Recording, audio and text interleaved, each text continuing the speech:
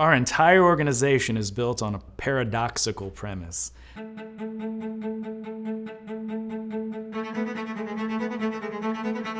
Mornings here probably aren't much different than anyone else's household, except for the fact that you've got 18 kids instead of your own like 2 or 3.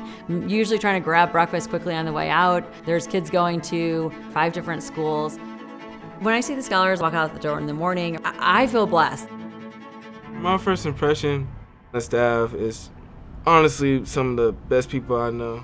They let me grow and develop as a young man to let me know that when I leave the program, I'm able to now do things on my own without needing constant support. Ending the cycle of poverty really starts with education. You know, there's no guarantee that the right education will end the cycle of poverty.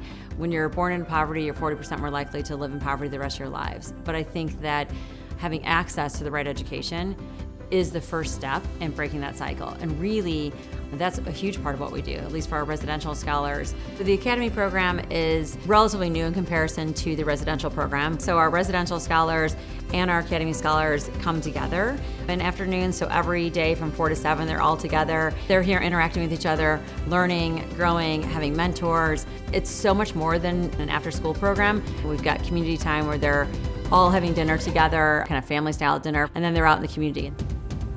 When I see the big blue van, I get excited because I know every day is an adventure. There's actually stuff for me to do after school instead of just sitting in the house and staring at the screen all day. Royal, this is her first year in our Academy program. She had transferred to a new school, was struggling with her academics. We have that academic hour each night that our scholars participate in. Her grades improved pretty substantially. And my reading level has went up a lot. So yeah, it really helps. Terrell, one of the scholars who's a junior, is working on getting his Eagle Scout. For my Eagle project, I plan to make a picnic table with a bench to have a lasting impact. I know outside of my little box of Missouri, there are all people in need, and there are people that need way more than I need. And that has also helped lead me in my own morals. Like, now I want to help people when I get older.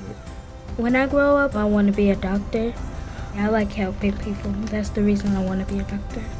My hope and dream for the scholars is for them to be happy, confident, caring adults as they get out into the working world, and they have a path and they know what they're going to do. From a day-to-day perspective, I want them to know that they're loved and that they're cared for. If I'm going to have an impact here, I have to be committed here long-term so that the scholars that I am with when they look back here as an organization, I'm still here as somebody that they can connect with. Not only are we here for them today, but we're here for them tomorrow. To be able to call someone that they knew when they were here 10 years ago is incredibly powerful. The staff, they're not just staff to us, they're like family. This is a second home for me.